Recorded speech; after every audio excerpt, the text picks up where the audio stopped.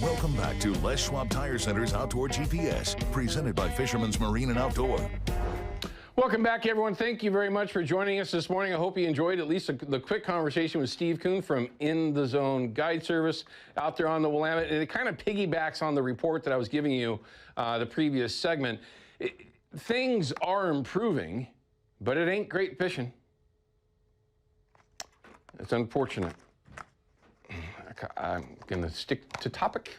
Going to stick on topic. Let's go ahead and take a look at one of our Facebook questions. And we get lots of them, so please, for all those folks that send Facebook questions in, it's sometimes very difficult to get to them here on the air. We try to answer them, of course, via the Facebook page, but sometimes we're able to get some of these in. This is from Dan. He goes, what's a good choice of braid for a salmon trolling reel and a trout and steelhead spinning reel? Okay, so I'm going to take that and, well, first off, P-Line is now, maybe not is now, has been the #1 product out there for mono to fluoro and braid for a number of different reasons. But I'm loving this year. This is what I loaded up all my rods with because remember, I was trying to change things up. I put new line on and it, I don't know if it's been helping me or not, but I know my confidence is a little bit better.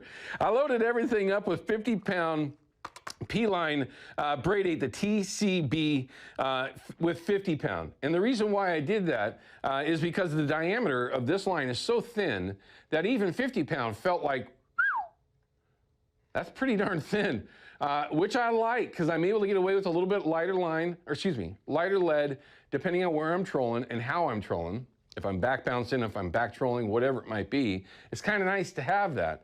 And also, it didn't load my reel up so fast. I was able to have a pretty solid top shot of 200 yards on top of the line that I already had on, well, all my line counter reels in particular.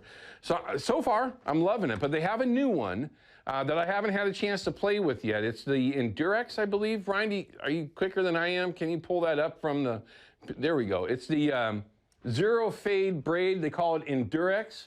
This is getting a lot of traction from a number of different folks. I have yet to try it, so forgive me for that. But they've got multiple different colors.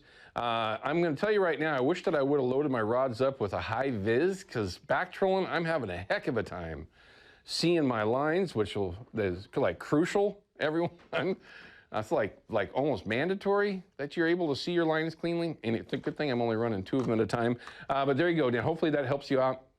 And when you're talking about your trout and steelhead setups, 30-pound. Because that 30-pound is just super thin. You can load it up with a bunch of line, and that line will work perfectly for any trout reel setup that you're going to have. And that's what I run on all of my, no, maybe not all of them, the majority, vast majority of my steelhead rods and reel combos, doesn't matter if it's spinning or bait casting, is 30-pound. It's more than enough to deal with steelhead, of course. So there you go. So I like 50, maybe even 60 on the salmon rods, and then I would go for sure, I think it's 50 to 65, if I got that correct, but 30-pound for sure for that trout and steelhead. Okay, I know that we've got another one.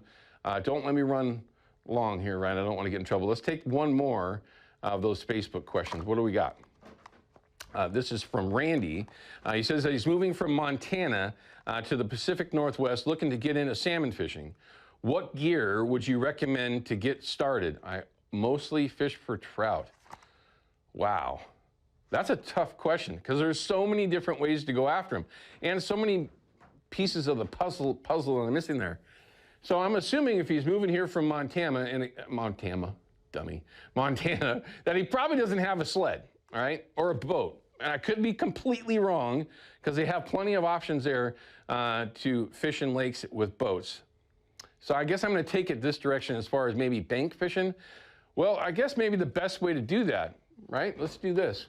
If you're going to be into, what was his name again? Randy. I'll go. Hire a guide. I know that this is something that a lot of people just hate me saying, but it's also the best advice I can give someone. If you want to fish from a boat, go with a guide, and you're going to learn 10 years of information in one day. It's more valuable than the actual fishing trip itself. If you're a bank angler, I'd go to Fisherman's and tell those folks here that are highly qualified, this is what I'm doing, this is what I want to get into, and they can at least line you up on the basics of what we use for plunking or drift fishing or bobber fishing, depending on what it is, because there's so many different variants, right? All right, I got to cut to a break. We'll be right back.